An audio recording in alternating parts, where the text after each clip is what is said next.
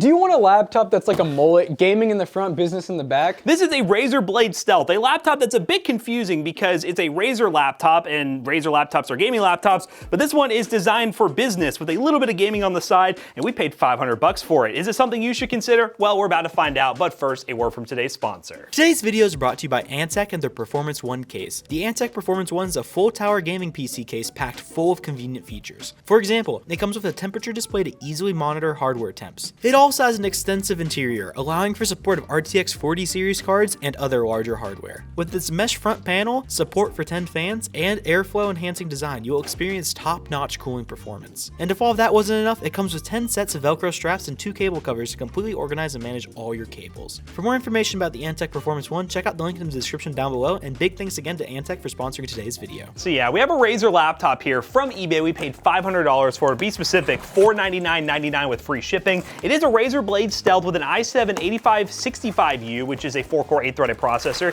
60 gigs of RAM, and a 4K display, but only MX150 graphics. Yeah, MX150 graphics, I'm actually kind of familiar with because I think that Asus I had, the little... That's what it was. Yeah, it was a dual screen Asus, and you could either get it with the, I believe it was MX450 or the 150 graphics. I opted for the 150 to save a little bit of money, and you know, I remember being able to play some games, but I was also playing at 1080p, guys. This thing is really different because 4K. Look at all this freaking paper. Yeah, I can see 4K being beneficial if you want a lot of screen real estate for like doing work, like Excel documents, some light video editing and stuff like that. So really, it's not gaming focused, but of course, being Toasty Bros, we gotta see, can it actually game? And I know what he's looking for. I had to buy one separately because it did not come with one. Here is the charger that I did have to buy on Amazon, but one thing to mention, it charges using USB Type-C. So you probably could have used like a standard charger, and I think it only requires a 65-watt charger, which is pretty common nowadays. Very common, yeah. So you really didn't need to get one like this, but I went ahead and got one just to be safe. So just off the bat, a few things I'm noticing. Number one is this. I don't know if this was disclosed. There were pictures of like dents and stuff, so. Yeah, so this isn't like terrible, but I don't know if Jonah can see. Yeah, we're definitely, we're off the plate a little bit as far as the back plate goes, but it's not terrible. Little dent on the bezel for the screen. I'm sure the screen's fine. Now, as far as ports go, I remember back in the day, this is like a MacBook pretty much for Windows. We only have one USB 3 on the right side, and that one USB-C, I guess, is charging only. Oh, it's one of these. I bet you can charge on either. Yeah, because on the other side, we have another USB-C and another USB 3 and a combo headphone jack, and the USB-Cs aren't labeled, so I'm gonna assume they can both be used for charging. I will say this laptop, I remember Razer was really marketing as a good on-the-go laptop, but it is good for eGPUs, like docking at home, plugging in an eGPU when they're really trying to push that. So this was one that could do it, and it looks like it has power. So that's already that's a good sign that the battery is probably not too bad. It holds some sort of charge. But yeah, I do remember, yeah, these things are crazy. Like, do they still make these now? I don't know if they make the Stealth anymore. The Stealth was a weird line because I had one back in the day with a 6th gen i7 that was like a 6500U, no graphics at all. And then right when I bought that one used, actually, they came out ones with graphics that again are not great for gaming, but the MX150 should at 1080p let us play like the basic esports titles lower settings. And yours wasn't even 4K, was it? No, mine was like a higher 1440p display. So it was still like higher res because they really didn't expect you to game on it and just actually utilize it for more than that. All right, yeah, I'm just giving this thing a little wipe down. We recommend just using like Windex, you know, without ammonia in it. Now, I'm hoping this does work good for gaming. We did have the last Razer laptop we got. The first one we got was really good. The other one we got had a lot of crashes and overheating, and a lot of people said that was a common issue with it. And I think it was a bad battery in that one. We ended up returning it to the seller. That one was just all kinds of bad. That one was all sorts of bad. So hopefully this one can at least do some gaming. Based on the condition and the fact that it's not really primarily a gaming laptop, as long as this charger's working, which I'm hoping it is, I think it is, we'll be good to go to play some games like Fortnite, Minecraft, Roblox. All right, we got a 4-core 8-thread. We have 2 sticks of RAM being utilized, which is really nice to see. And it looks like we're at 2133 DDR4, and there's gonna be SODIMM. We have a light on, and that is, I assume a 500 or 512 gig SSD. We'll have to look up if it's probably... Probably Gen 3, and it's I'm 99% sure it's Gen 3, and it's probably NVMe. Yeah, so hopefully it's NVMe and not 2.5, but it doesn't make a huge difference. MX150 graphics, it's so much dedicated WAM. We got 4 gigs of dedicated WAM, but 8 gigs shared, so we'll see how that actually plays in gaming. As Windows 11. So I guess what we'll go ahead and do is install some games. He's gonna check if it's activated. Did we get an activation deal? I had a weird vibe it wasn't. We'll find out when we connect to the internet if we're actually activated. But for $500, you're definitely paying a premium for just this build quality. But when we got the last one we did for $500, it actually turned out pretty good with like a 1070. We were very impressed with the all metal like build quality of these Razer laptops. So all in all, let's see if it can game. And then from there, we'll decide whether or not it was worth buying. Woo! I forgot this ain't gonna have an Ethernet port either. All right. Oh, you died. Kinda suck. Medium? Medium settings. We're at 1080p. Anti-listening, 1080p. Cool, all right. Cool. Let's go. All right, give me some commentary. How do you feel right I mean, it's not too bad actually. It's just a little like. A little like delay you feel like? jumpy. Or... How do you feel about standing this? off in How the do you feel gap. about the screen? Honestly, the resolution looks nice. But... Try touching the screen, see if it shoots. Oh! Let's go! Yeah, that's like You have to get a kill like that. that's like hacker. Dude, you can flick so quick with that. Dude, I can't see him. Like the screen's fine, but it's a little. now? Lean in, John. Lean in as far as you possibly can. Let me pull out the off. Honestly, it's probably the best thing that I can do on this thing. Look at the speed. No scope. No scope. Get him! Oh, he Let's go. Headshot. I should've He's gone a for another headshot one. Larry. Why is it back on? Wait, You don't have a gun now. what happened? It expired. So Jonah, in your mind, could you go pro on this laptop? Absolutely, man. How did that miss? Oh my god! You have to win this. Oh, There's a science to it. Switching back to the AK. That's what most people use in this game. it's all AK, one shotgun, or an op. That's the only guns that exist.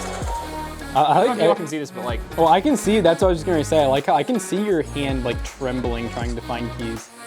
it's so unnatural. Look at the shift on the far right. Use the right shift. It's the tiniest shift ever. No. I feel like you know what one thing would probably be smart. Why is he alive? Try clicking up, like towards the top. Oh my god. Oh my god. Let's go. You got 3 seconds. You gotta get that kill. Oh, that would have Unlucky. won you the All right, game. Jonah, out of 10, how would you rate that CS:GO experience? What is that? Hold up. I'd give it a laptop out of 10. A laptop out of 10. Honestly, I Ooh. wouldn't game on this. But Hardcore. if you have to, it's not that bad. What if you were like on the go and this is all you had?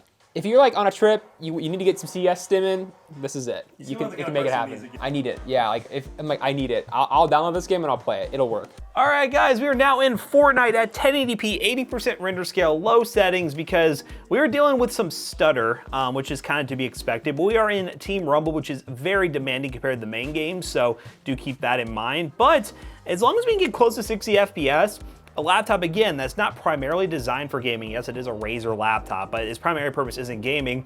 If we can play games at 60 FPS and we get it for a decent deal like we did at $500, it might be worth it. I mean, it's really hard at this price point to find a laptop with this build quality unless you're buying like an older MacBook, and there's no way an older MacBook's even gonna come close to playing a game like this at even 60 FPS. So, so far so good. Can't really complain too much. This thing does get a bit warm, but it's not getting so hot like some of the other Razer blades that thermal throttle and shut down.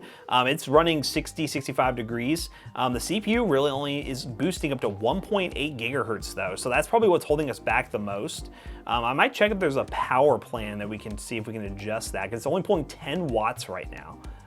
No, it's currently just chilling at 1.8 gigahertz, which is a very low clock speed if I have to say so myself for gaming. So the CPU just might be limited to that because, again, it's not really designed for these kind of workloads, as in Fortnite is the greatest workload of all time. We have had issues with the U processors before, just not boosting high. That's just kind of what they do. That's one of the reasons why I got rid of my old laptop for real. Yeah, the U processor it's designed to be more of a ultrabook type setup. So like in gaming workloads and even multi-threaded workloads where you're rendering stuff, it's not really gonna boost that high and it's immediately gonna throttle down. But yeah, right now I would say the FPS, 60-ish FPS, but there's definitely probably more performance on the table if we boost this thing up wattage wise.